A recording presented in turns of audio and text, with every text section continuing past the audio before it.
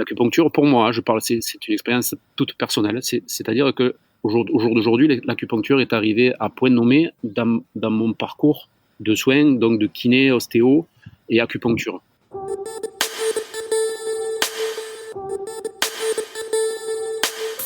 Bonjour à tous et bienvenue dans le podcast Biomécanique, le podcast qui vous aide à améliorer vos entraînements sportifs, comprendre vos douleurs et diminuer vos blessures et qui vous permet aussi de découvrir les secrets des sportifs, des athlètes et des spécialistes de leur domaine. On y parle entraînement, performance, blessures, nutrition, thérapie et tout ce qui touche de près ou de loin à la santé avec des invités exceptionnels. Je m'appelle Jérôme Cazerolle, je suis ostéopathe à Montréal, au Canada, et dans ce nouvel épisode, je suis avec Xavier Ganté-5, qui est kinésithérapeute, ostéopathe et aussi acupuncteur. Un an après avoir terminé sa formation de kinésithérapeute, il entreprend donc l'étude de l'ostéopathie. Donc très rapidement, au sein de la méthode solaire, on aura l'occasion d'en parler un petit peu dans cet épisode. Il s'est ensuite intéressé de près à la médecine chinoise, à la médecine traditionnelle chinoise, à ses fondements.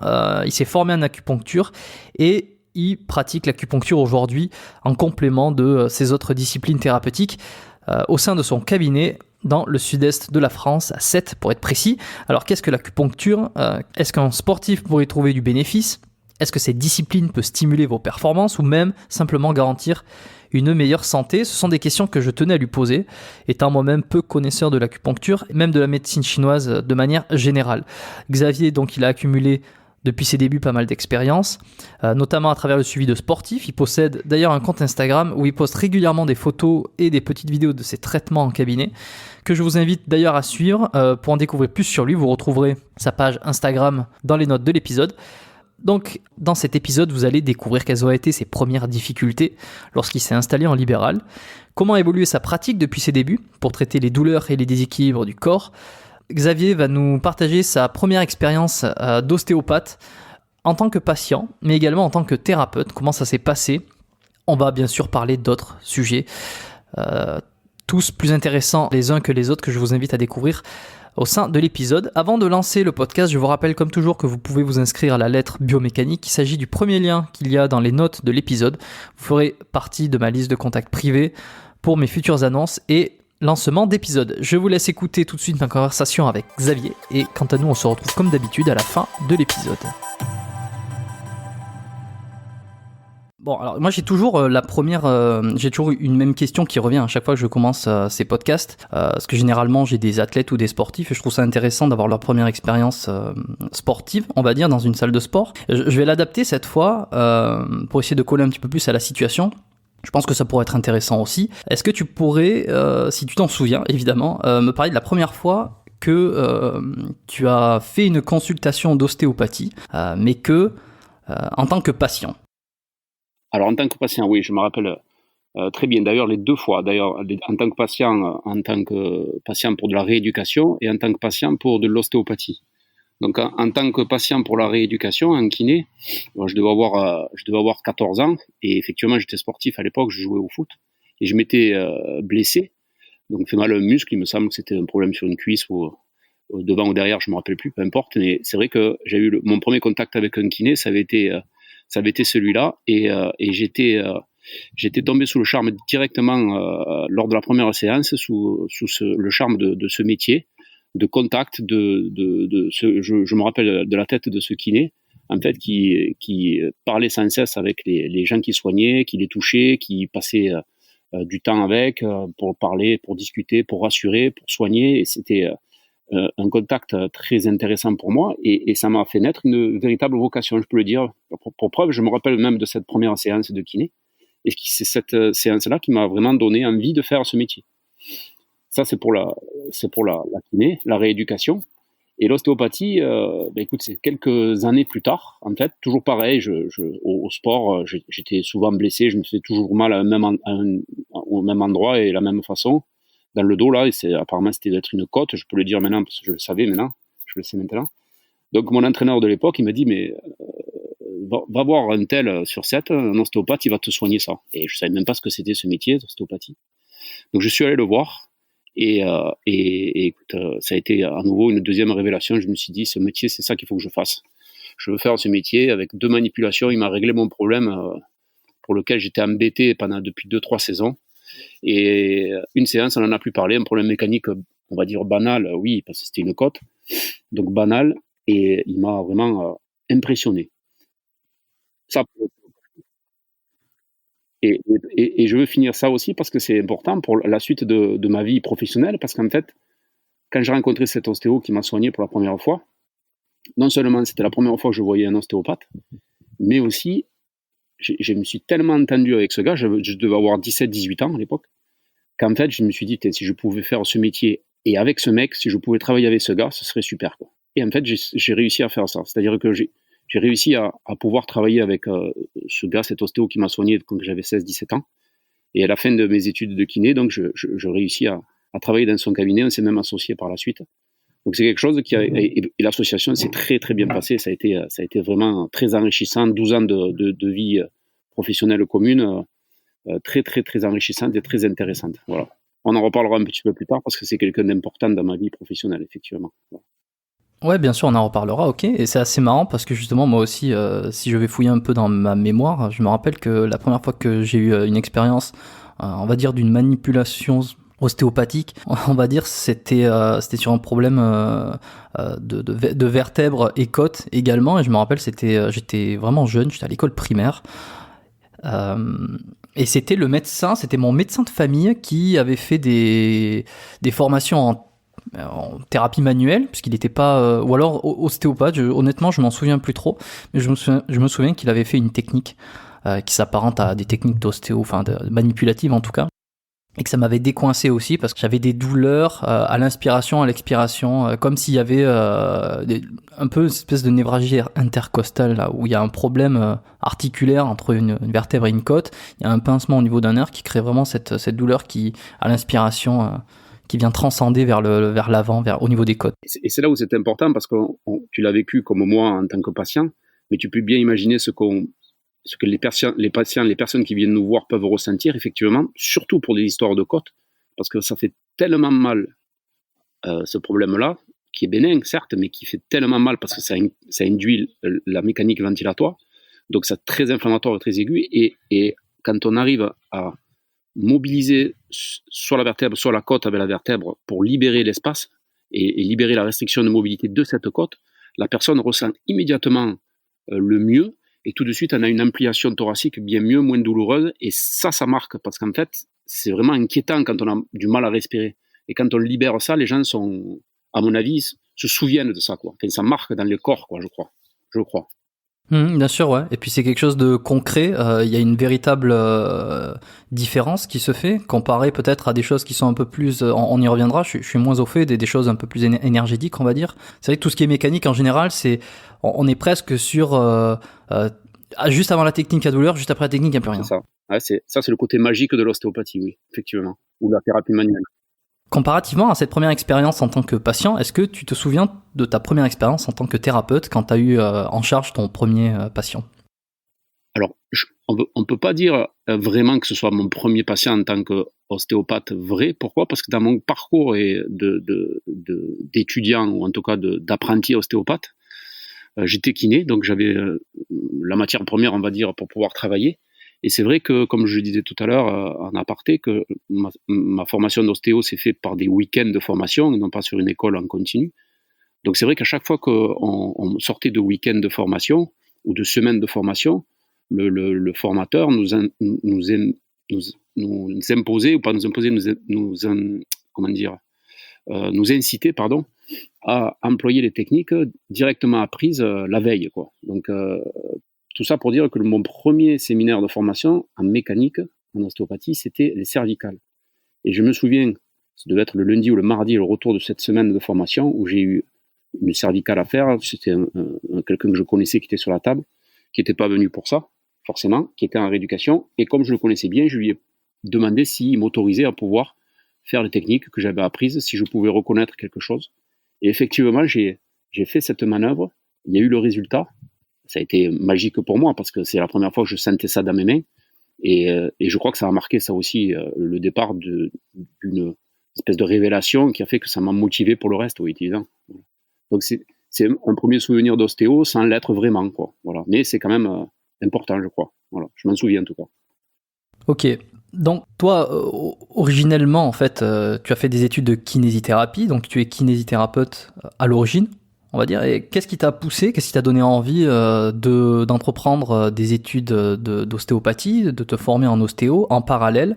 Est-ce que t'avais l'impression qu'il te manquait une corde à l'arc, ou tu voulais simplement élargir ta pratique, ou juste pour avoir des cas différents? C'était quoi l'objectif de départ? Ou alors l'objectif de départ, c'était si vous voulez, l'objectif, c'était justement, on me disait toujours qu'il fallait mieux être en France professionnel de santé avant d'être ostéopathe. Surtout à l'époque, c'était, je rappelle, en 1998 où j'ai commencé, 1998. Donc l'ostéopathie était vraiment pas reconnue encore.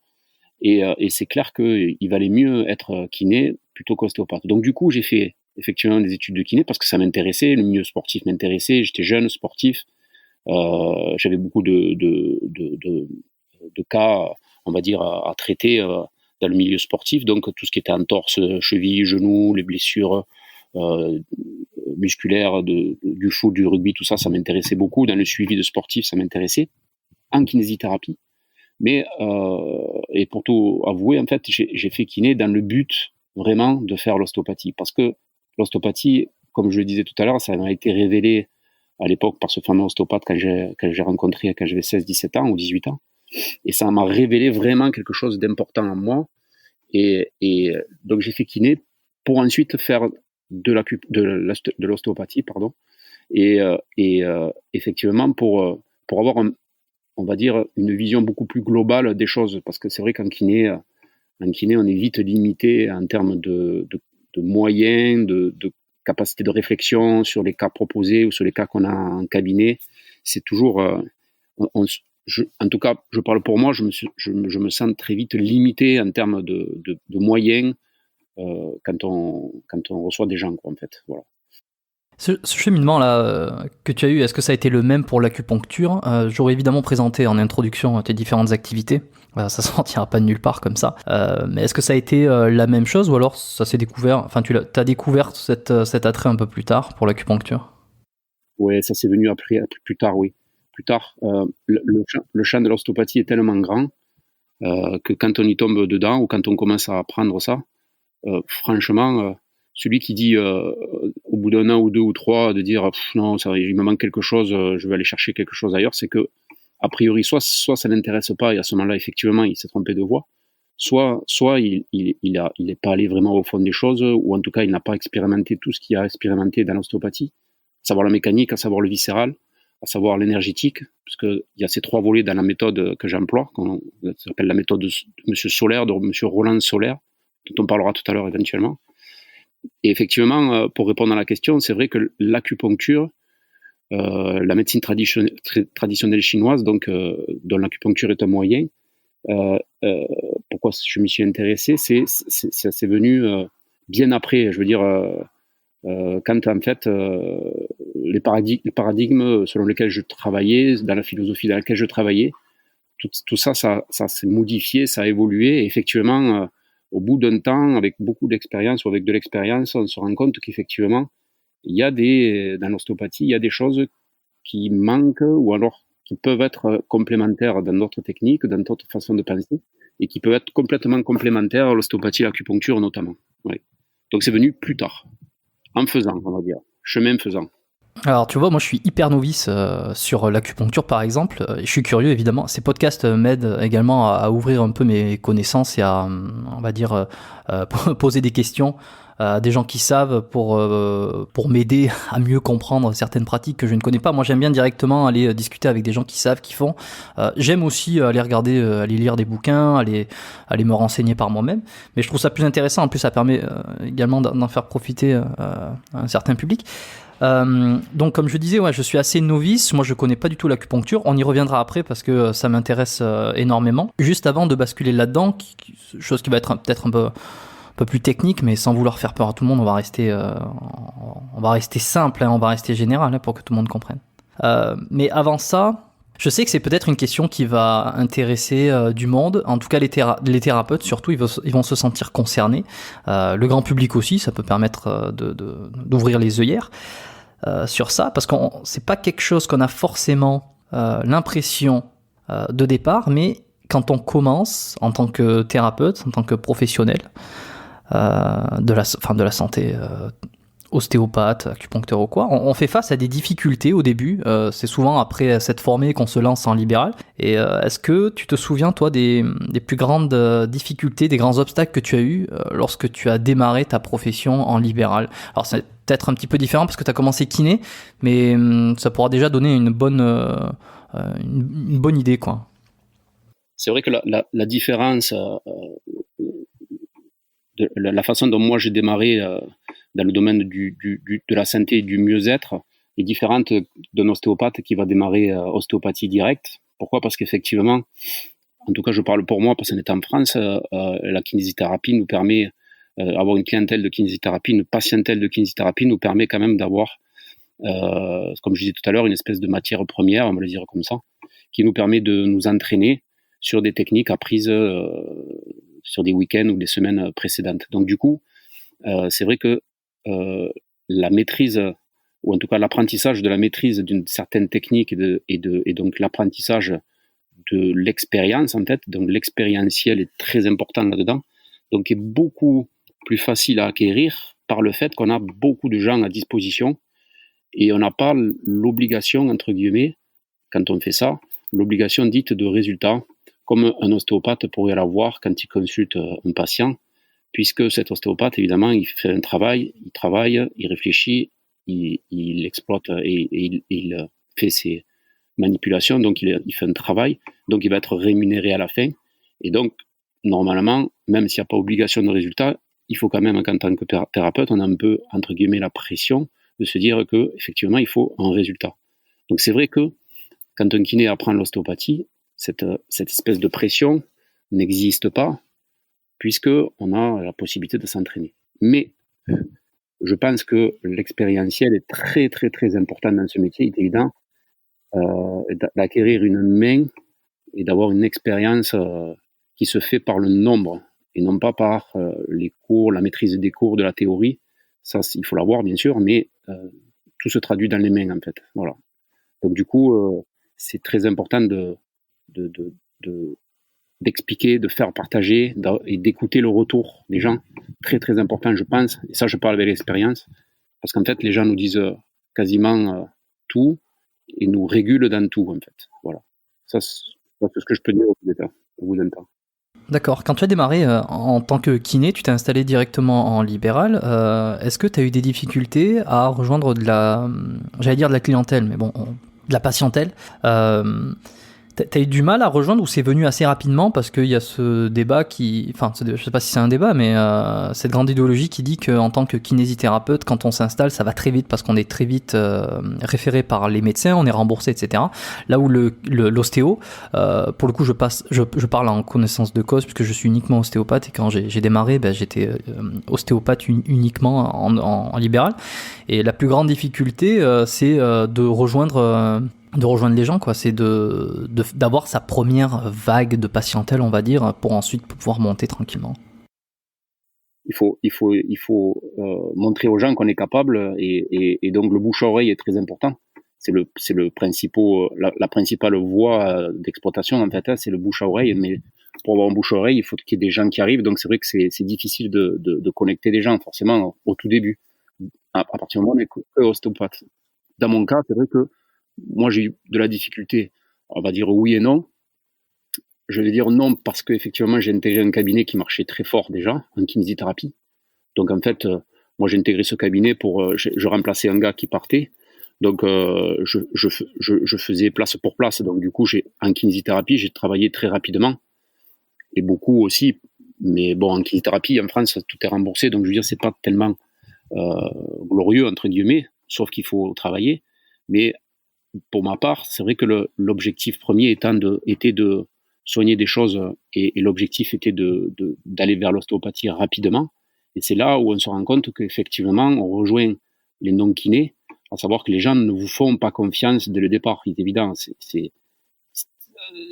Tant qu'on n'a pas une certaine expérience, tant qu'on n'a pas une certaine renommée, entre guillemets, dans la ville ou dans le village, tant qu'on ne parle pas de nous, c'est compliqué de se faire une expérience. Donc c'est vrai que l'ostéopathie, c'est assez difficile Ah, c'est un peu le serpent qui se mord la queue au final. C'est qu'on on demande à un thérapeute, à un ostéo d'avoir de l'expérience, mais c'est vrai qu'il ne peut pas gagner de l'expérience si on ne va pas le voir.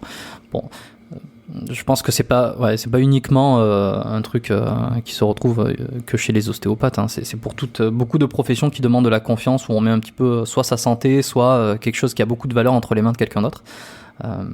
J'imagine que c'est pareil lorsqu'on veut faire une maison ou son propre domicile. Quand on demande des travaux, on va faire à quelqu'un qui a de l'expérience parce que c'est son chez soi. Si on peut faire un parallèle par rapport à ça, je sais pas. Et cette expérience ne s'acquiert effectivement que dans le temps. Voilà.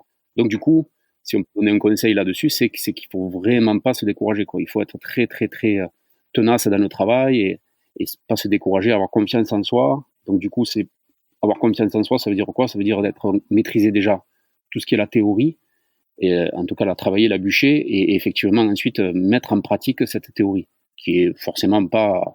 tout ce qui est écrit dans les livres ne se retrouve pas chez les gens, bien évidemment. Donc du coup, c'est ça ce qu'on appelle l'expérience. Donc voilà, il faut persévérer, continuer, voilà, ne jamais se décourager. Je pense que c'est un mot qu'il faudrait se tatouer tous, la persévérance. Ouais, c'est ça, persévérer. Puis ouais, non, mais effectivement, entre la théorie, ce qu'on va t'apprendre à l'école, ou même dans les livres, ou ailleurs, est-ce que tu vas retrouver toi-même dans ta propre expérimentation? Il y a toujours une espèce de gap. C'est intéressant de juger toujours sur les deux. Et c'est là que tu te rends compte qu'il y a certaines choses qui vont marcher, d'autres non, que certaines vont marcher chez certaines personnes, d'autres pas du tout. Il y en a qui vont être sensibles à des techniques un peu plus énergétiques, d'autres qui vont être sensibles à des techniques un petit peu plus manipulatives, structurelles, on va dire. Ce qui fait que la pratique change, s'améliore. Et est-ce que depuis que toi tu as commencé, ta pratique a évolué forcément, et sur quel domaine, ou en tout cas sur quel point précis tu penses qu'elle a le plus évolué depuis que tu as démarré? Quand j'ai évolué de l'ostéopathie, kinésithérapie, ostéopathie vers l'acupuncture, parallèlement à ma vie professionnelle, je faisais à l'époque du sport, pas mal de judo notamment, donc un sport qui nous permet d'être en questionnement avec soi-même par rapport à l'amplitude de ce sport, c'est évident. Et c'est vrai que mon prof de judo, qui n'était autre que mon beau-père, donc le père de ma femme, effectivement au cours de discussions, non seulement sur le tapis, mais en dehors évidemment, puisque c'était mon beau-père, les discussions sur le devenir, sur la philosophie extrême-orientale, sur ce que pouvait amener le judo dans la vie de tous les jours, cet art de combat, effectivement m'a fait poser beaucoup de questionnements.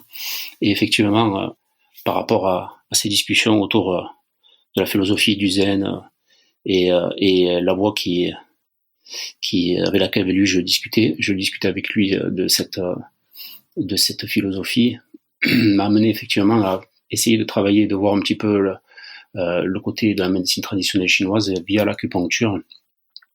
Et donc effectivement, ça a été une rencontre, comme je disais tout à l'heure, prépondérante dans la vie, qui a fait qu'effectivement l'évolution a fait que à ce moment-là, les choses se sont faites naturellement grâce à des rencontres qui sont très importantes, et celle-là a été importante à plus d'un titre évidemment, puisque c'est quelqu'un qui était très important dans ma vie, voilà.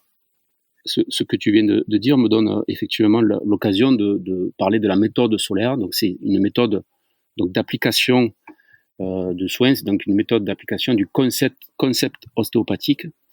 Donc Roland Solaire est un monsieur, un ostéopathe, kiné-ostéopathe, qui a travaillé pendant très longtemps, et il est maintenant plus que formateur, donc il travaille plus en libéral, mais il a mis au point cette méthode. Pourquoi je parle de ça? Parce qu'effectivement, c'est pour rebondir sur ce que tu viens de dire, à savoir, chez telle personne, il y a cette technique qui va marcher, chez l'autre, ça va cette même technique qui normalement aurait dû faire le même effet, ne fait pas du tout le même effet, parce que elle n'est pas dans la même disposition, peut-être qu'il y a autre chose à côté, on ne sait pas, machin bidule, voilà, enfin, peut-être c'est plus articulaire que viscéral, ou c'est plus viscéral qu'articulaire, ou effectivement il y a un peu d'énergétique dedans, un peu d'acu.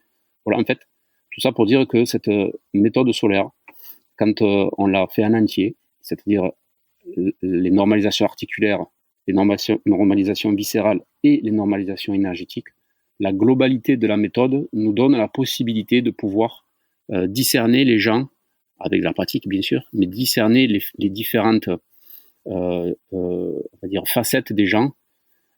On va pouvoir discerner quelqu'un qui aurait besoin directement de viscéral plutôt que d'articulaire, ou quelqu'un qui a plus besoin d'articulaire que de viscéral, ou au contraire, ni articulaire ni viscéral. Il faudrait faire plus de l'énergétique parce qu'elle est un problème de phase énergétique, c'est-à-dire un mal-être, on va dire, psychosensoriel, on va dire comme ça, qui fait qu'effectivement, elle a des douleurs un peu partout, cette personne, soit au niveau articulaire, ou dans le ventre, ou dans sa tête, enfin voilà. Et pour faire cette différence, est-ce que c'est basé sur des techniques, sur des tests, ou alors c'est peut-être des différences de caractéristiques, de morphologie, de comportement? Comment tu catégorises, on va dire, le type de technique qu'il va falloir à une personne? Voilà, en fait, cette méthode-là est basée effectivement sur la morphotypologie, à savoir donc c'est on va dire l'exploration énergétique qui va balayer un petit peu tout le reste, à savoir une personne qui arrive, qui est toute joviale, sportive, 25 ans, n'a a priori pas forcément beaucoup de problèmes d'ordre énergétique, il n'y a pas de mal-être, contrairement à quelqu'un qui pourrait être aux alentours de 45-50 ans, en train de se poser des questions dans sa vie. Est-ce que je dois divorcer, pas divorcer? Est-ce que je dois dire à mon patron que je ne veux plus le voir? Est-ce que je suis en burn-out? Voilà. Donc, pour un même problème de genou, on va dire, le gars de 25 ans, on sait que c'est plus, on va dire, vers le sport ou vers une activité sportive, donc ça va être que de la mécanique. Tandis qu'un problème de genou sur un gars qui a un questionnement comme ça dans sa vie aux alentours de 49-50 ans, c'est vrai qu'on peut se poser d'autres questions qui pourraient nous amener à l'explication d'un problème de genou. Je ne suis pas en train de dire que la tête, s'il a un problème de mal-être, est en train de ce problème lui donne un problème de genou, mais ce problème de genou peut être la résultante finale d'un problème qui est beaucoup plus global et qui est, on va dire, qui pourrait être un peu plus caché, traduisant une espèce de contexte qui est complètement différent. Donc cette méthode nous permet d'investiguer un petit peu et d'orienter, on va dire, le diagnostic d'emblée, on va dire. Voilà. Donc ça nous permet de ne pas perdre de temps. Ce qui rejoint un des concepts phares de l'ostéopathie, à savoir les chaînes de lésions, par exemple, ou les adaptations. On a pour habitude de prendre un exemple, on va dire extrême, qui est à savoir si tu as mal au pied, ça peut venir des cervicales. Ça peut être servi même des fois par certaines personnes qui veulent décrédibiliser l'ostéopathie dans un sens en prenant un exemple qui est farfelu. C'est vrai que dit comme ça peut paraître bizarre. J'ai mal au pied parce que j'ai un problème au niveau cervical. Qu'est-ce que tu me racontes? Tu vois, quand tu connais pas trop l'anatomie ou comment le corps est fait, tu peux te dire bon, lui il a fumé. En fait, le concept, c'est à savoir que c'est un enchaînement de liens, d'adaptation qui fait que c'est la cheville. Admettons, tu as un problème d'équilibre au niveau d'une cervicale. Tu vas avoir un muscle qui va tirer un peu plus d'un côté pour attraper le regard à l'horizontale. Ce muscle qui tire va engendrer des tensions au niveau du bas du dos.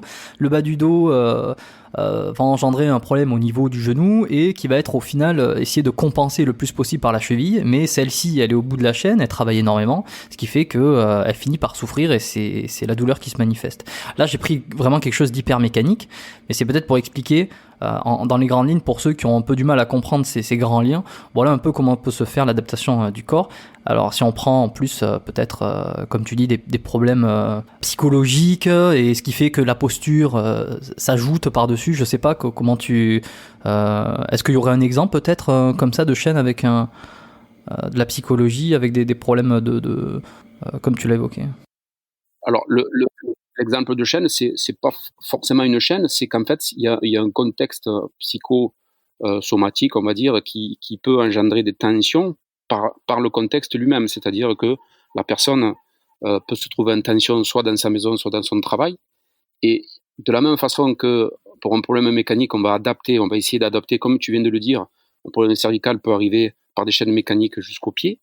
C'est clair, net et précis que la personne va, par rapport à des tensions psychosomatiques, on va dire, ces tensions-là vont imposer et induire des obligations de compensation chez cette personne. Ces compensations, au bout d'un moment, vont avoir des problèmes. Comme dans toute compensation, ces compensations vont se bloquer dans le temps, c'est-à-dire elles vont perdre de la mobilité. Donc il va y avoir une restriction de mobilité.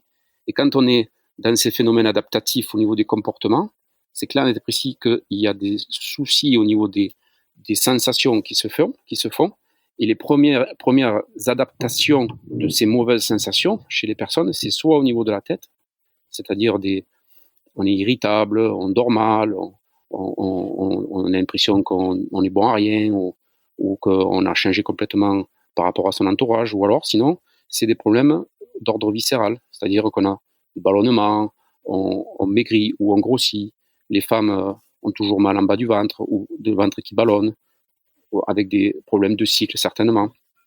Et ensuite, effectivement, par ricochet, si on arrive à ce stade-là au niveau viscéral, c'est clair, net et précis qu'on tombe après dans l'adaptation d'ordre mécanique pur, à savoir viscéral en premier, mécanique en second. Donc, un problème de mal-être à la maison peut se traduire en résultant par un problème donc de mauvais fonctionnement et de mauvaise adaptabilité au niveau des organes viscéraux.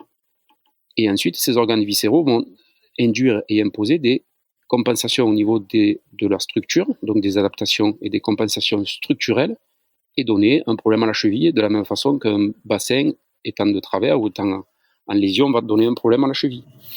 Voilà comment on peut arriver à un problème de cheville alors qu'on a, on va dire, un problème à la maison. Voilà. Dans les grandes lignes, c'est évident. Ce serait simpliste de dire j'ai un problème avec ma femme, donc c'est pour ça que j'ai mal aux pieds. C'est pas possible de dire ça. Mais dans l'adaptabilité dans le temps, on peut éventuellement arriver à ce genre de truc. Voilà. Donc ça, c'est dans les grandes lignes et on va dire théoriquement parlant, ouais. C'est faisable. Et c'est très intéressant. Je pense que ça peut permettre aussi aux personnes qui écoutent, aux éditeurs du podcast, d'avoir une meilleure idée de comment le psyché peut interagir avec le corps, le viscéral, etc. Ça peut paraître très très flou au départ. Les choses s'expliquent énormément d'un point de vue anatomique aussi. Je veux dire, et même comme tu le dis, anatomique. Je sais pas si les liens si les liens, on va dire d'hormones, etc., ça fait partie de l'anatomie d'une certaine sens. Donc les choses, si tu t'intéresses un petit peu, tu comprends finalement. T'as pas besoin d'avoir fait beaucoup d'études pour comprendre qu'il y a des liens, et c'est extrêmement clair. Et si quelqu'un, par exemple, on va prendre... j'ai des sportifs, moi, qui écoutent beaucoup le podcast. C'est vrai que j'ai souvent cette cible, on va dire. Si un sportif actuellement il écoute cet épisode, il a une douleur au niveau du dos, comment, sans forcément consulter directement un ostéopathe ou alors quelqu'un qui a fait la méthode solaire, comment il peut avoir une piste sur l'origine de sa douleur, qu'est-ce qu'il doit se dire, parce qu'il se dit oui mais alors moi je suis sportif, mais en même temps j'ai des petits problèmes à la maison, en même temps c'est vrai que j'ai peut-être quelqu'un de tolérance digestif par rapport au gluten. Déjà, il se pose beaucoup de questions, et comment il pourrait avoir une première idée de piste sur l'origine de sa douleur pour peut-être essayer de trouver une solution. Alors moi, j'ai une idée assez arrêtée sur ça. C'est vrai que je pars d'un concept et d'un item très généraliste au départ, c'est-à-dire que je pars du concept de penser qu'en fait, on est là pour s'adapter. Donc on est face à un énorme défi adaptatif. Notre être dans le macrocosme, on doit s'adapter en permanence. Donc, comme on doit s'adapter au macrocosme, on s'adapte à la météo, on s'adapte au climat, on s'adapte, à la voiture qu'on conduit, à la moto, on marche, il fait froid, enfin voilà, on s'adapte dans l'environnement dans lequel on vit.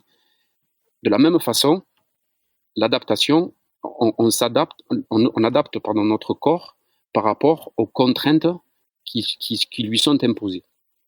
Donc ça veut dire quoi? Ça veut dire que, pour reprendre cet exemple du jeune qui a mal au dos et qui a peut-être des petits problèmes à la maison, tout ça. Voilà. Donc la première des choses qu'on pourrait lui demander, c'est de savoir, est-ce que ce problème de dos, est-ce que ça lui empêche de faire du sport, ou est-ce que c'est parce que ce problème de dos, il a mal au dos après le sport, ou pendant le sport, donc dans le temps, en fait, je veux dire, pas au début mais à la fin. Est-ce que c'est des douleurs qui sont plutôt localisées, c'est plutôt diffus? Est-ce que c'est des douleurs qui sont pas forcément pendant le sport, mais plus en fin de journée ou pendant la nuit?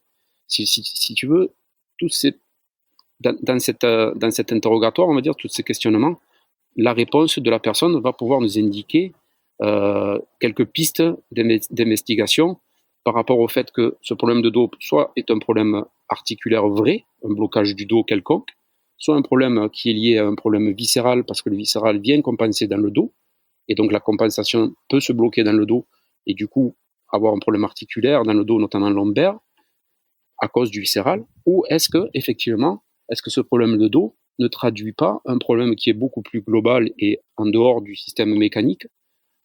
En France, on a toujours l'habitude de dire en avoir plein le dos. Donc du coup, des fois, même un sportif, il peut gérer des choses pas trop sympas pour lui dans sa vie, et effectivement en avoir plein le dos. Et quand il bouge, effectivement, la tension est déjà importante par rapport à son activité, par rapport à son contexte. Le fait de bouger sursollicite les capacités de son dos et ça peut devenir douloureux. Voilà. Dans les grandes lignes, ce que je peux penser. Voilà. Sans voir quelqu'un ou tout comme ça. Voilà.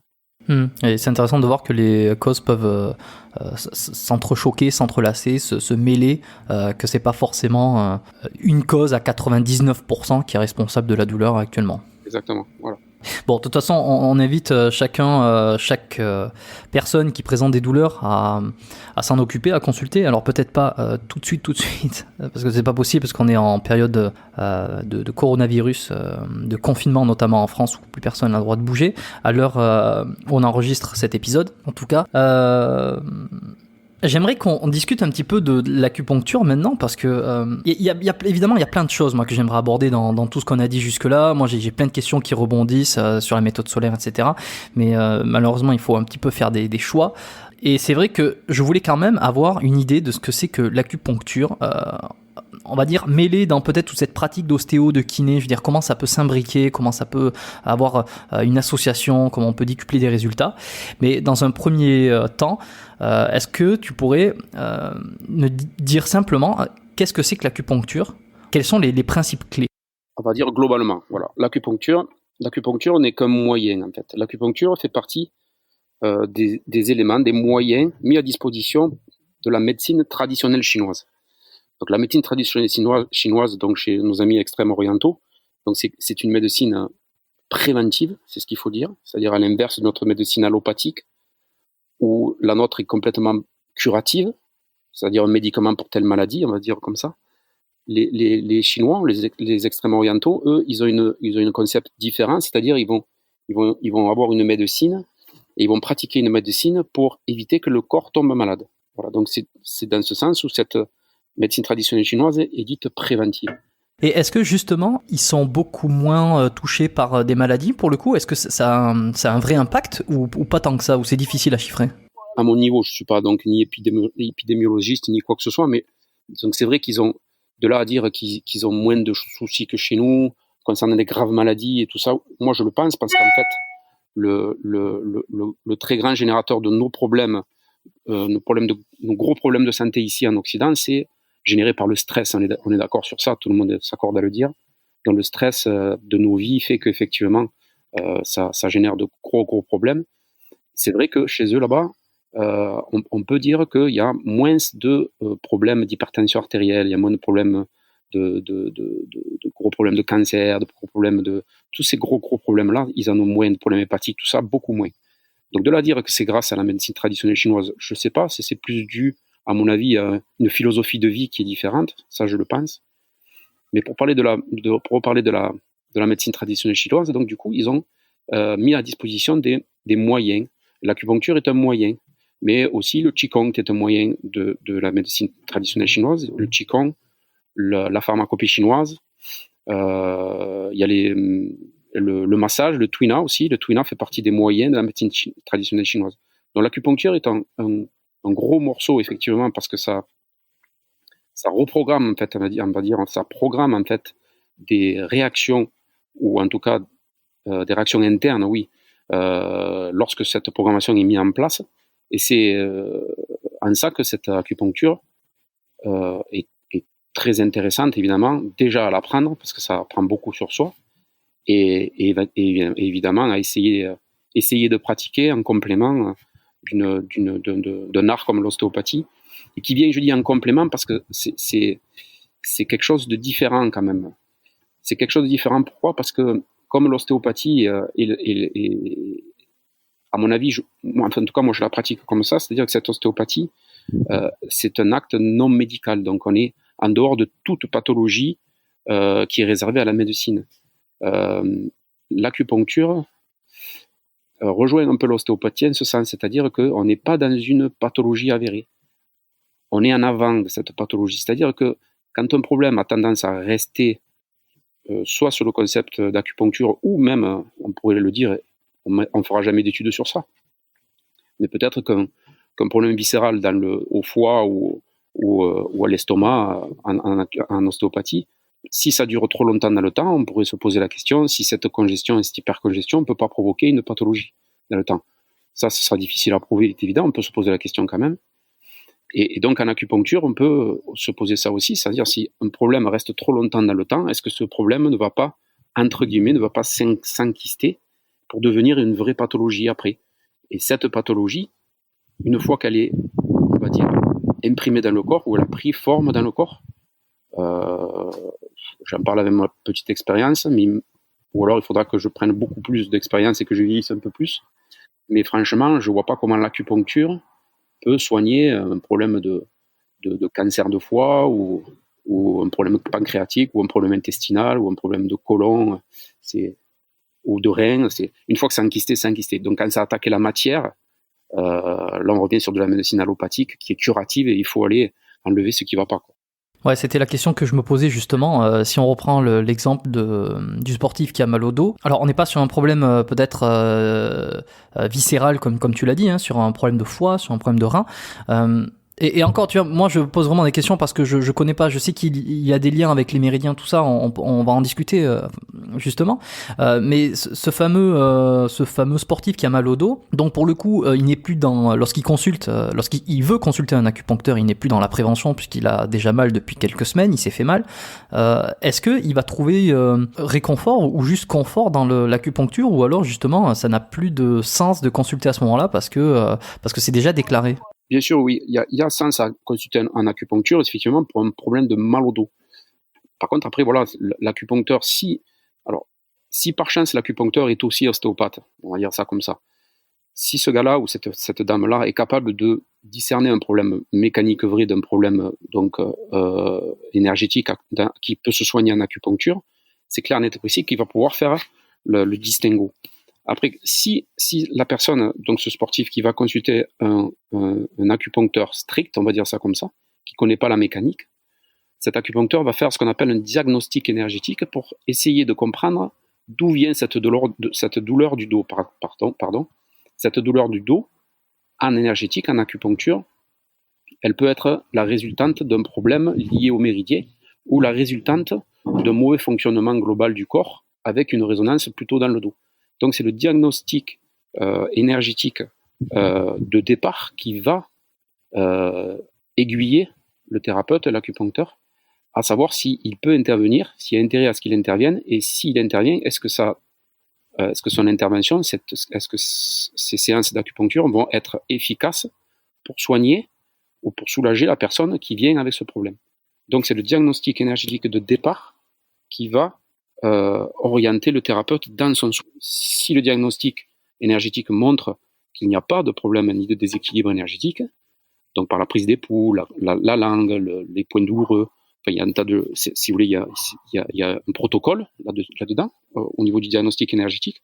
Si ce protocole nous amène vers une incohérence, c'est clair, net et précis, c'est pas qu'il est très grave dans la maladie ou dans le problème, c'est qu'en fait, c'est pas cohérent par rapport à ce qui devrait être. Donc, on peut s'exclure du problème. C'est-à-dire que la personne qui a mal au dos peut se voir dire chez l'acupuncteur, je ne peux rien pour vous parce que ça ne correspond pas à de la médecine traditionnelle chinoise.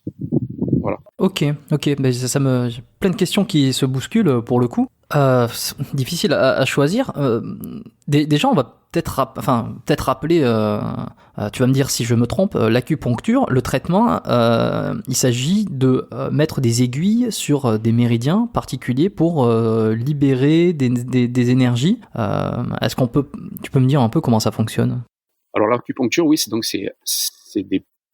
c'est des ponctures, donc c'est une technique, donc c'est donc une poncture de points, ça se fait avec des aiguilles d'acupuncture là-dessus, donc sur des points particuliers, sur les méridiens. On ne prend pas tous les points du même méridien, et donc les méridiens, le corps comporte 12 méridiens principaux, on va dire ça comme ça, pour parler globalement, 12 méridiens particuliers, grands méridiens on les appelle, et donc c'est sur ces méridiens, il y a des points qui sont prépondérants pour leur rééquilibration, le rééquilibrage comme on veut, de la circulation énergétique qui fera que effectivement la personne se sent plus ou moins en accord avec elle-même, donc plus ou moins en accord avec son corps là-dessus. Donc du coup, c'est en fait, le diagnostic énergétique va nous montrer dans quel sens il y a eu un déphasage de sensations, et ce déphasage de sensations, une fois qu'il a été identifié, donc l'acupuncteur, par sa connaissance au niveau des points,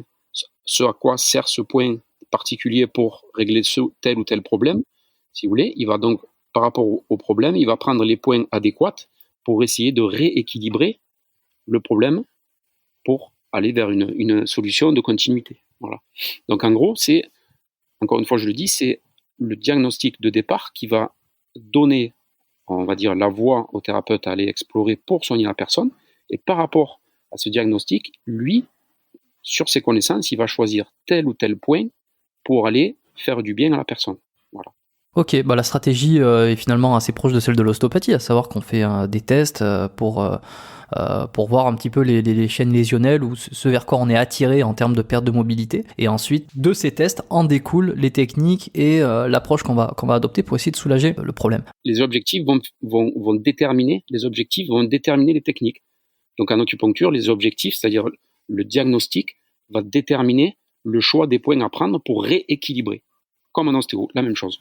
C'est évident. Ok, donc quelqu'un, qu'on soit bien d'accord sur ça, alors quelqu'un qui présente une douleur, bon je vais rester sur mon exemple, une douleur au niveau du dos, il est possible que on ne puisse rien faire en acupuncture parce que les tests effectués n'indiquent rien en lien, en tout cas avec la douleur présente. Hein. C'est bien ça. Ok, donc bon, c'est intéressant. Et alors moi je voulais demander parce que c'est très oriental, on va dire, cette façon de penser de l'acupuncture qui est de régler les problèmes avant que régler les problèmes, de faire en sorte qu'il n'y ait pas de problème qui arrive, être dans la médecine préventive. En Occident, c'est pas du tout le mode de mentalité.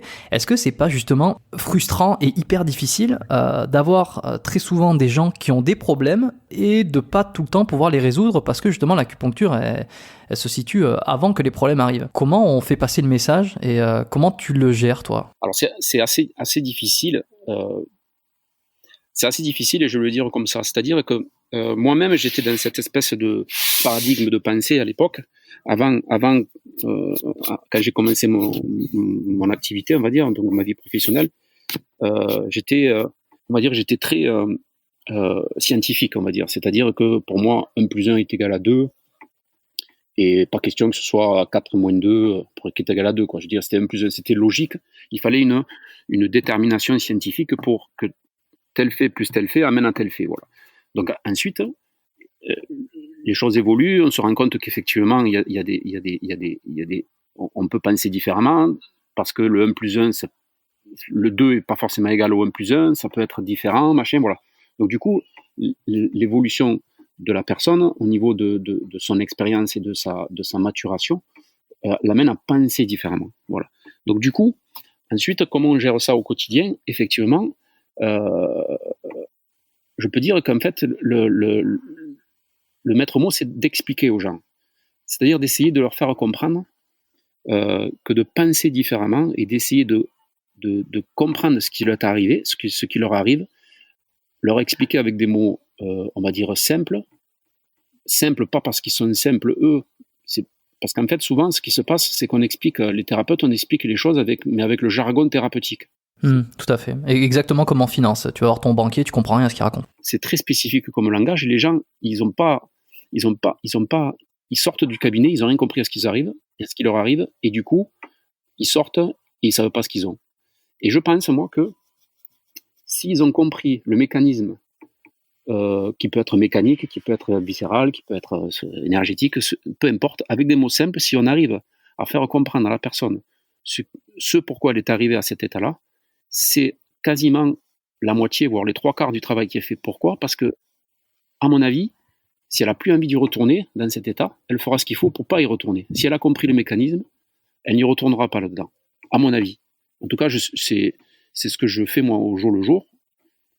Et les retours que j'en ai sont, on va dire, positifs pour la plupart, puisque les gens ont dit, au moins vous nous expliquez, au moins vous nous avez expliqué ce qu'on a par rapport aux médecins qui n'expliquent pas. Je ne dis pas là qu'on est plus fort que les médecins, mais je pense que le discours est très important à leur expliquer bien simplement le pourquoi de la chose et pourquoi la personne est arrivée dans cet état-là, encore une fois, dans le domaine des compétences de l'ostéopathe ou de l'acupuncteur, à savoir la mécanique, qu'elle soit articulaire, viscérale, ou si on est acupuncteur, de l'acupuncture aussi.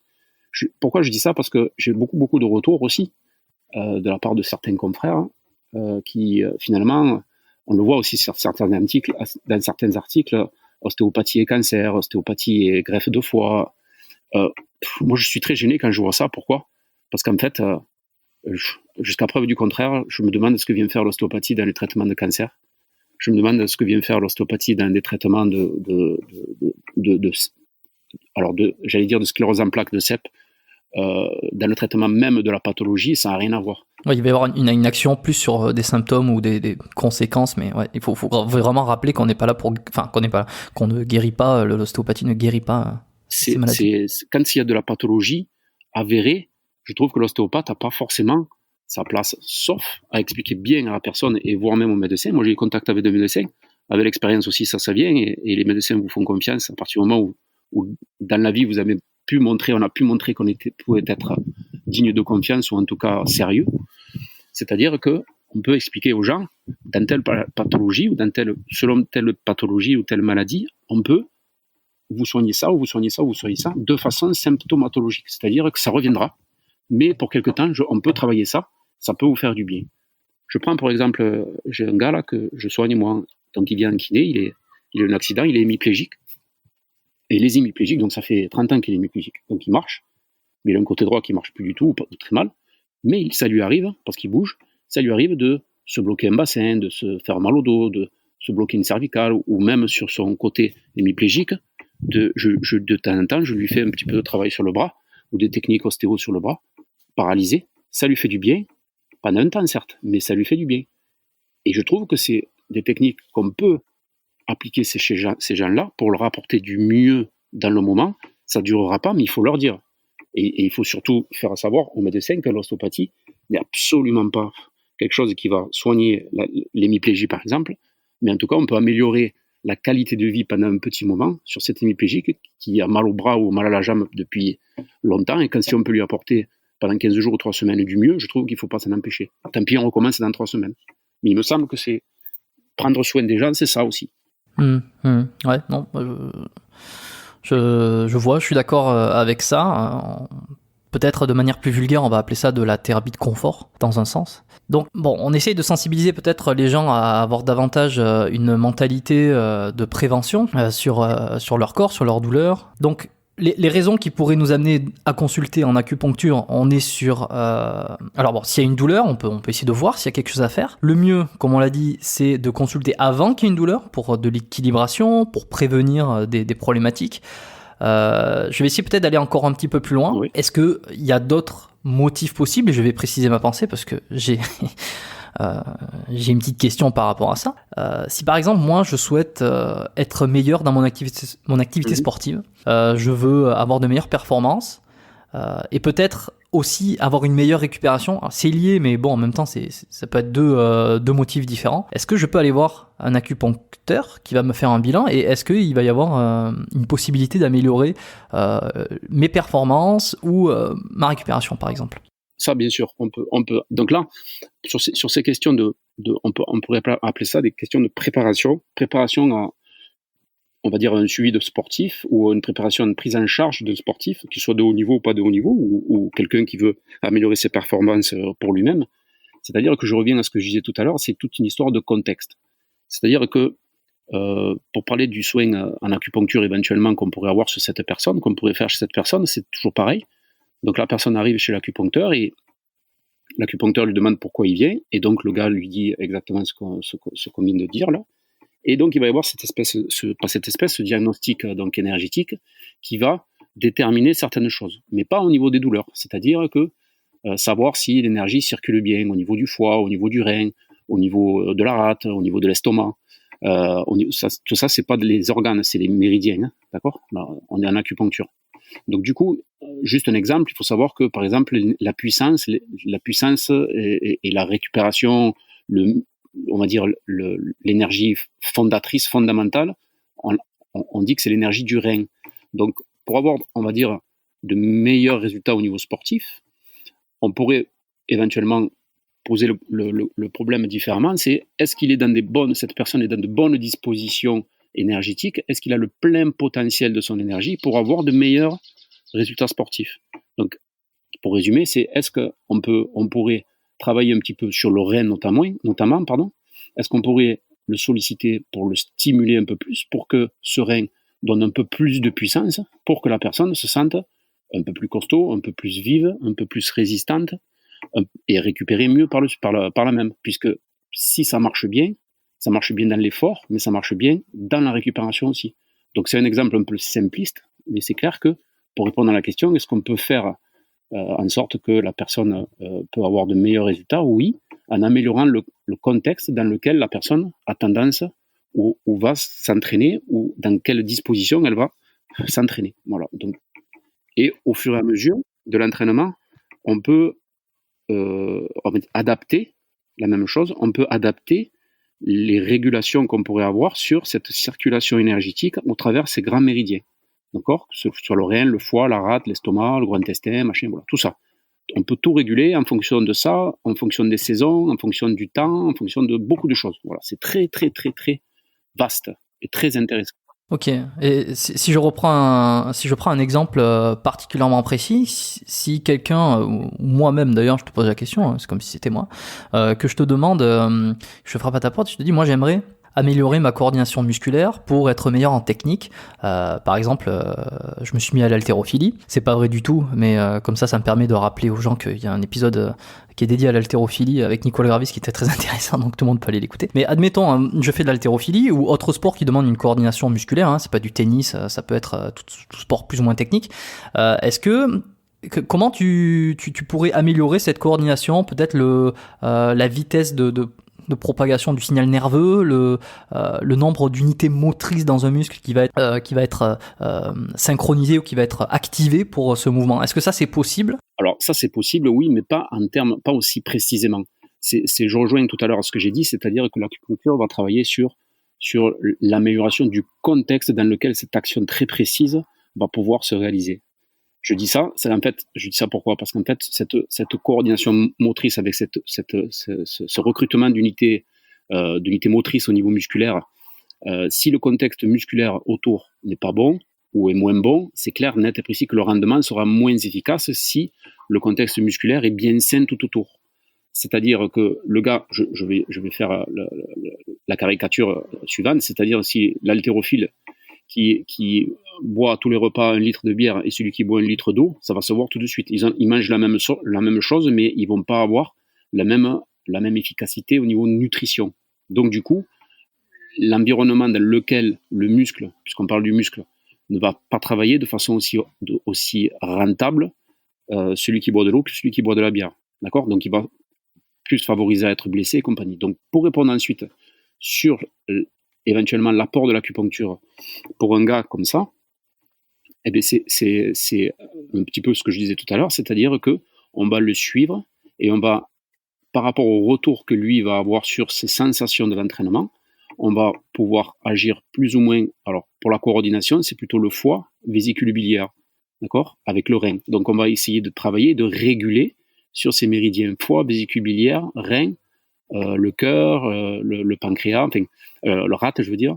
Donc en essayant de, si vous voulez, de s'adapter en permanence par rapport au retour que la personne renvoie et éventuellement au diagnostic de chaque séance, au début de chaque séance, voir un petit peu quel est le résultat de la dernière séance, comment ça a évolué, qu'est-ce que c'est qu'il a rapporté comme la personne, ce qu'elle a rapporté comme mieux ou moins bien, ou pareil. Voilà, donc c'est vraiment un échange permanent entre la personne et le thérapeute dans la prise en charge d'un tel sportif, je parle, voilà, évidemment. Et tu vois, tout à l'heure, on discutait par exemple après une technique manipulative en ostéopathie, qu'on peut avoir un résultat qui est extrêmement immédiat par rapport à une douleur, ce qui fait que des fois ça renforce l'idée qu'il y a un effet extrêmement bénéfique et avéré pour l'ostéopathie, pour certains qui auraient des doutes, enfin, ou qui seraient un petit peu sceptiques par rapport à cette discipline. Est-ce qu'on peut retrouver un peu ces effets immédiats en acupuncture également, à savoir que... alors c'est difficile parce que, admettons, tu vas consulter en acupuncture parce que tu vas bien et que tu souhaites aller mieux. J'imagine qu'après une séance, il va pas y avoir une différence énormissime. Mais est-ce que toi, tu as des retours peut-être de patients qui te disent j'allais bien, mais quand je suis sorti, waouh, j'ai senti vraiment une différence sur quelque chose, j'allais encore mieux, je me suis rendu compte que j'allais pas si bien que ça avant. Voilà, oui, ça, voilà. C'est surtout ces trucs-là, ces retours-là qu'on a. C'est-à-dire que des fois, les gens, ils viennent, ils disent, bon, je viens faire de la cure, on m'a dit que c'était bien, bon, donc je viens, on va faire ça, ok. Donc, ils viennent pas pour quelque chose de particulier, juste pour, on va dire, presque essayer, en gros. Là, il y a des gens qui viennent comme ça. Et effectivement, tout à l'heure, je parlais du rein, donc pour des gens comme ça qui viennent en consultation, souvent, c'est un effet assez bénéfique et assez magique presque, c'est de travailler sur le rein et de donner comme un espèce de petit coup de boost qui est très temporaire là-dessus pour les gens qui vont bien, cette espèce de coup de boost au niveau du rein, au niveau du méridien du rein pour, on va dire, dynamiser, pulser, rendre un peu plus puissante cette circulation énergétique et qui fait que la personne se dit putain mais c'est incroyable l'effet quoi là-dessus. Donc ça peut être un effet assez rapide en fin de séance, ça peut être ça. Après, comme on l'a dit tout à l'heure, ce sont des gens qui vont plutôt bien et qui se disent on va faire ça, voilà. Donc ces gens-là vont décrire ça. Par contre, pour les gens qui sont, on va dire, un peu moins bien et qui sont un peu dans la nasse, eux, par contre, ils ramènent du mieux quand la séance a été efficace. Ils ramènent du mieux 2-3 jours après quand même, hein, d'accord, là-dessus. Donc c'est pas de l'immédiateté quand même, hein, là-dessus. En tout cas, pas spécifiquement et pas j'allais dire, pas comme l'ostéopathie où on a quand même un effet d'immédiat assez souvent quand même. Voilà. Donc l'acupuncture est le temps quand même. Si je veux faire un peu l'avocat du diable et soutenir tous enfin pas soutenir, mais me mettre à la place de tous les sceptiques et ceux qui ne croient pas du tout en ce genre de thérapie, qui sont uniquement allopathiques, enfin médecine allopathique classique occidentale, on va dire. Je vais te poser une question. Est-ce qu'il y a des études ou des choses qui prouvent l'efficacité de l'acupuncture? Et alors, on est d'accord, hein, je veux dire, évidemment qu'on n'a pas besoin de preuves pour voir qu'il y a des résultats, mais c'est vraiment pour mettre à la place de quelqu'un qui est contre, ou on ne sait pas pourquoi, il a une mauvaise expérience et puis il a décidé d'être anti-acupuncture. Est-ce qu'il y a des preuves ou des études qui corroborent des effets positifs des résultats? Non, ici il n'y en a pas et je pense qu'il n'y en aura pas en France ni en Europe, ni en Occident de toute façon. Il n'y en aura pas, pourquoi? Parce qu'en fait, pour avoir des preuves scientifiques, c'est ce que tu voulais dire, des preuves scientifiques. Donc ces preuves scientifiques sont souvent basées sur les Evidence-Based Medicine, donc EBM. Et ces EBM, c'est des radios, des scanners, des relevés sanguins, donc des marqueurs sanguins, tout ça. Donc en acupuncture, si on fait une prise de sang avant et après une séance d'acupuncture, les deux examens vont montrer très exactement la même chose. Dans le sens où je veux dire, il n'y a pas une modification de la formule sanguine immédiatement. Les métriques qui sont utilisées en Occident, on va dire, ne correspondent pas à ce qu'on fait en acupuncture, quoi. J'allais dire, il y a des études qui sont, c'est là l'école où j'ai étudié moi, donc à Montpellier, à Mengtao à Montpellier. Ils se sont associés avec 2-3 écoles françaises et ils vont chaque année donc pendant 3 semaines en stage pour les étudiants et par un stage dans un hôpital public à Saigon. Donc ils y vont depuis des années. Donc ils connaissent très bien maintenant et donc donc nous avons une expérience hospitalière d'acupuncture, donc de médecine traditionnelle chinoise en acupuncture et c'est très très très très sérieux quoi. Alors c'est pas faisable ici en France ni en Occident, c'est évident pour des raisons éthiques complètement parce qu'on est culturellement on est allopathique, donc il faut pas y cracher dessus, c'est pas ce que je veux dire, mais c'est vrai que c'est pas faisable ici en France, mais c'est clair que les hôpitaux à Saigon, c'est en tout cas en Extrême-Orient, c'est à voir quoi. Il y a des choses qui sont soignées en acupuncture, c'est vraiment incroyable quoi. Mais c'est culturel quand même aussi. Je vois mal, franchement, je le dis, mais ça c'est personnel. je vois mal comment on pourrait transporter cette ambiance hôpital thaïlandais ou de là-bas, la même chose ici en France ou en Europe ou en Occident. Franchement, je pense que c'est pas faisable pour une question de culture, en gros, là-dessus. Mais c'est quand même à voir, franchement. C'est quand même à voir. On pourrait peut-être, tu vas me dire si c'est possible, est-ce qu'il existe des techniques qu'on peut appliquer sur soi-même sans forcément directement aller voir un acupuncteur, qui sont de l'ordre du domaine de l'acupuncture ou de la médecine chinoise, en tout cas qui ont cette vision, cette approche. Est-ce qu'il y aurait des techniques qu'on peut faire sur soi, des petites choses qui déjà pourraient nous permettre d'appréhender un peu cette vision du corps et d'avoir ses premiers résultats? Je te pose cette question, je ne sais pas du tout si ça existe, hein, si c'est possible. Pour te répondre, je pense que ça doit exister, oui. Moi, je l'ai jamais expérimenté sur moi parce que l'école là où j'ai appris, on expérimentait directement entre stagiaires, quoi. Donc du coup, on n'a pas eu à se planter soi-même les aiguilles. Mais pourquoi pas, quoi, en fait. Après, quand on sait un peu les points qu'on prend habituellement chez les personnes, chez les patients, on peut se les travailler soi-même.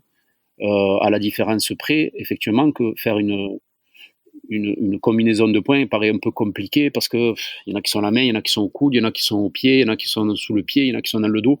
Bon, c'est compliqué de faire un truc complet, mais quelque chose de ponctuel et rapide, c'est tout à fait faisable, oui. Je pense à des points, des grands points locaux autour du coude pour, par exemple, une douleur aiguë de tendinite, d'épicondylite, de tennis elbow, trucs comme ça, voilà. L'acupuncture, sur ces grands points locaux, là, va faire que le côté aigu de la douleur va se diminuer un petit peu. Voilà, ça, on peut se le faire. Si on les connaît, on les prend. Voilà. Ok, bon, ça demande peut-être déjà d'avoir une certaine connaissance. Bon, j'ai envie de peut-être les auditeurs à aller chercher sur Google ou tout simplement aller voir un acupuncteur directement. Peut-être ça vous donnera une bien meilleure idée que de faire les choses peut-être par vous-même. C'était une interrogation que j'avais. Bon, je trouve ça hyper intéressant, hein, évidemment, tout ce qu'on a dit, ce que tu as expliqué sur l'acupuncture. Pour moi, je trouve que l'acupuncture, pour moi, c'est une expérience toute personnelle. C'est-à-dire que l'acupuncture, au jour d'aujourd'hui, l'acupuncture est arrivée à point nommé dans mon parcours de soins, donc de kiné, ostéo et acupuncture.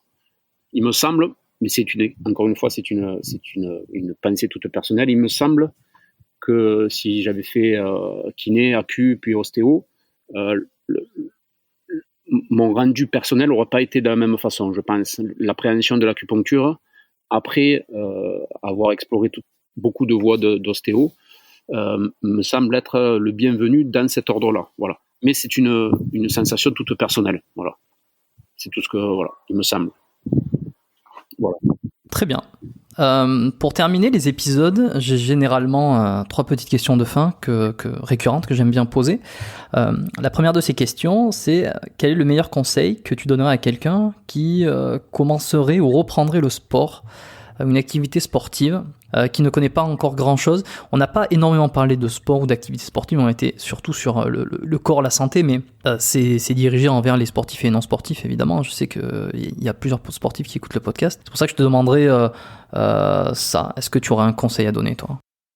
Souvent, les gens, quand ils reprennent ou quand ils prennent ou reprennent le sport, souvent, ce qui se passe, c'est que ça se passe complètement de façon non coordonnée. C'est-à-dire que on va courir 1 heure ou on va à la salle de sport ou à la muscu pendant 1 heure, machin, voilà. D'emblée, au bout de 3-4 séances, on n'en peut plus, on a mal partout tellement on a trop fait. Voilà, donc le conseil que je pourrais donner, c'est de bon, maintenant avec Internet, on a quand même la possibilité de s'informer suffisamment, soit sur Internet ou on a maintenant. Je pense qu'au Canada, c'est pareil. On a l'avènement de tous ces coachs sportifs qui sont très bien formés maintenant, de très bons conseils. On peut très bien se rapprocher d'un d'eux, pas forcément passer sa vie avec, dans le sens, pas la peine de le voir beaucoup, mais sur une séance ou deux, il montre le rythme, il montre l'intensité et l'amplitude horaire qu'il faut avoir dans la semaine pour pour reprendre tranquillement sans se blesser, sans se dégoûter et perdurer. Parce que c'est vrai qu'une activité sportive, à tout âge et quelle qu'elle soit, à mon avis, est gage de bonne santé globale. C'est-à-dire pas santé musculaire, je veux dire santé mentale, santé personnelle, santé physique, santé tout. Voilà, santé globale, moi j'appelle ça. Voilà, du mieux-être. Donc c'est important. Donc ce que je pourrais conseiller effectivement, c'est de bien on va dire jalonner un petit peu la reprise du sport, voilà, sans trop ni trop peu, voilà, gentiment. Ok. Deuxième petite question. Quel conseil cette fois tu donneras à quelqu'un qui voudrait se remettre en santé, soit après une blessure, soit tout simplement par envie d'être mieux, d'être plus en forme, hormis le sport évidemment. Hormis le sport, oui. Donc se remettre en santé. Eh bien, pour moi effectivement, puisque j'ai découvert l'acupuncture, c'est de dire à cette personne de faire un bilan énergétique, d'aller voir un acupuncteur, je veux dire, ou un médecin traditionnel chinois pour rendre les choses beaucoup plus rentables dans le sens potentiel de santé. C'est-à-dire que chacun a le sien. Il ne faut pas être jaloux de celui qui a une meilleure santé que soi-même. S'il faut, il a un potentiel de santé inné qui est mieux que l'autre, mais peu importe. Il suffit d'être bien dans sa peau à un certain moment. Et pour la personne qui voudrait se remettre en santé, soit après blessure ou parce qu'il a décidé, c'est vrai que de démarrer par un petit diagnostic énergétique, de savoir si il y a pas un petit engorgement au niveau du foie, un petit engorgement au niveau du rein, ou les échanges qui se font pas bien, machin, ça relance tout ça, ça dynamise la circulation, on appelle ça une circulation dite nictémérale, à l'intérieur du corps. Donc le flux énergétique passe, le souffle passe mieux, de façon beaucoup plus harmonieuse. Et chemin faisant, au bout de quelques semaines, au bout de quelques séances, quelques semaines, on se sent franchement mieux et on est plus en train à faire telle chose, plus en train à faire du sport, plus en train à faire un changement d'activité ou des choses qu'on a mis de côté, qu'on s'est dit on le fera plus tard, on ne le fait jamais.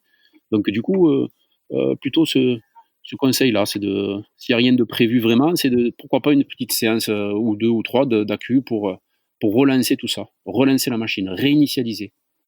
C'est plutôt bien. Ok, bon, j'espère que ce conseil trouvera des auditeurs, en tout cas des oreilles pour entendre ça et tester. Moi, le premier, je dois avouer, j'ai jamais fait de séance d'acupuncture, sinon je serais un peu plus au fait. Ça vaut le coup de le faire, je pense. Ouais. Franchement.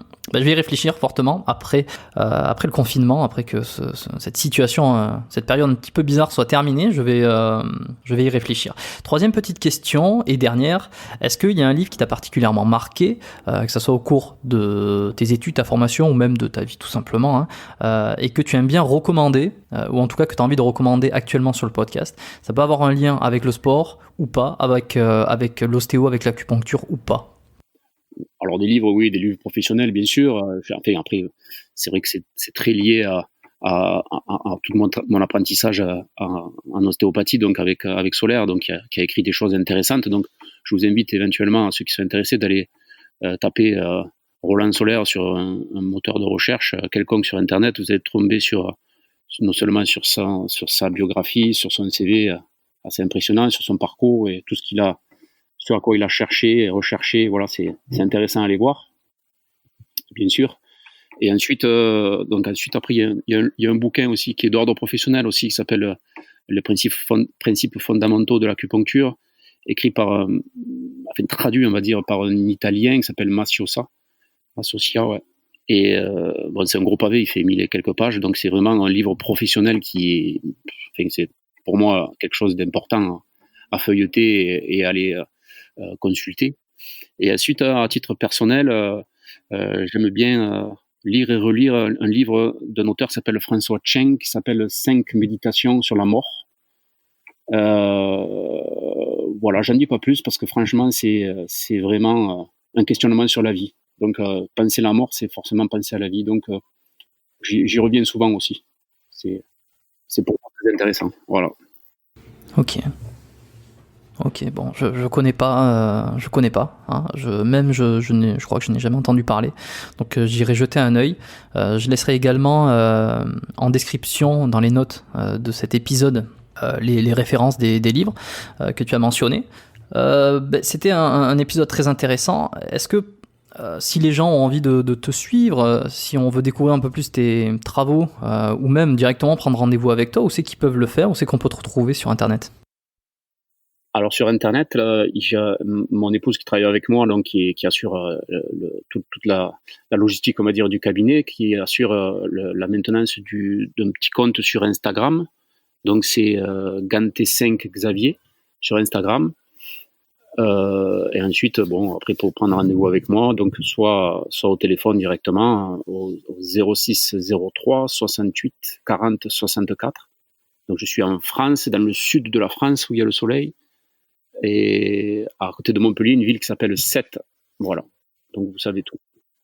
Ok, alors s'il y a des auditeurs qui sont pas très loin de cet endroit-là, qui ont envie d'aller, qui ont des douleurs d'ailleurs et qui veulent te consulter, ils pourront le faire. Pour ceux qui également habitent dans cette région et qui ont été convaincus par tout ce qu'on a dit aujourd'hui sur le fait, sur le sens de faire un bilan énergétique en acupuncture, ils pourront te voir. Je laisserai aussi en description ton numéro de téléphone et ta page Instagram pour que les gens puissent te retrouver. Est-ce que, avant de terminer, tu aurais une dernière chose à rajouter, que tu as un dernier message à vouloir faire passer?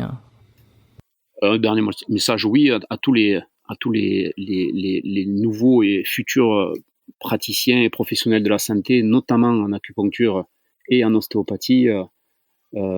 Bosser, c'est un monde passionnant, intéressant, passionnant, qui nous fait prendre soin des autres et en même temps qui nous questionne sur notre propre devenir. Donc du coup, franchement, c'est un super métier, c'est une superbe vocation, et je vous encourage, pour ceux qui y sont, je vous encourage à aller à fond dans ce que vous croyez et ce que vous aimez faire. Donc il faut y aller à fond. Voilà le message que je pourrais éventuellement laisser après cette interview, en tout cas cet entretien, super intéressant pour moi aussi. Voilà. Bon, le message est top. Je te remercie d'avoir joué le jeu, d'avoir répondu à mes questions, d'avoir participé à ce podcast. C'était hyper instructif pour moi en premier temps, et pour tous ceux qui vont écouter, je pense qu'ils vont apprendre des choses aussi. J'espère que ça a été instructif pour chacun des auditeurs. En tout cas, je te remercie encore une fois là, d'être passé sur le podcast et d'avoir répondu à mes questions. Peut-être à bientôt pour un prochain épisode. Eh bien, écoute, sans problème, n'hésite pas de souci, ce sera avec plaisir. Merci à toi. Bravo, vous avez écouté cet épisode jusqu'à la fin. Si il vous a plu, vous pouvez le transmettre à un ami si vous pensez que quelqu'un dans votre entourage, un ami ou un proche, pourrait bénéficier des conseils et de l'expertise de Xavier par exemple. Vous pouvez lui envoyer cet épisode directement par message. Également, si vous voulez soutenir le podcast, je vois que nous sommes de plus en plus nombreux à écouter le podcast Biomécanique. Et si vous n'avez pas encore laissé une petite évaluation du podcast, c'est le moment de le faire. J'en parle assez régulièrement, mais ça permet de faire monter le podcast dans les rankings de l'application.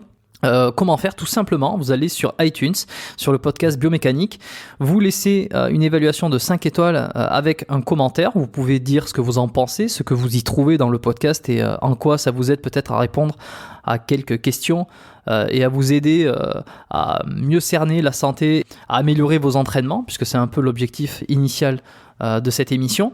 Voilà, ça m'aidera grandement, ça me fait plaisir également. À chaque nouvel avis, je reçois des notifications et ça m'encourage évidemment à continuer ce projet qui est le podcast. Et enfin, une petite dernière chose, si au-delà de laisser une évaluation, vous appréciez fortement le podcast et les sujets et thèmes qui sont abordés, vous pouvez vous inscrire aussi à la lettre biomécanique. Vous retrouverez le lien directement dans les notes de l'épisode. Il s'agit de faire partie de ma liste de contacts. Lorsqu'il y a un nouvel épisode qui sort, vous en êtes informés quasiment les premiers. Il y a toujours des explications en plus par rapport aux épisodes et j'aime bien parsemer un peu mes lettres de petits conseils, de petites astuces ou réflexions qui sont complémentaires également mes découvertes du moment. Je vous laisse maintenant retourner à vos préoccupations. Merci à tous ceux qui vont laisser un avis, merci à tous ceux qui se sont inscrits à la lettre. Je vous souhaite une excellente semaine, je vous dis probablement dans 15 jours pour un prochain épisode du podcast Biomécanique. Bye bye.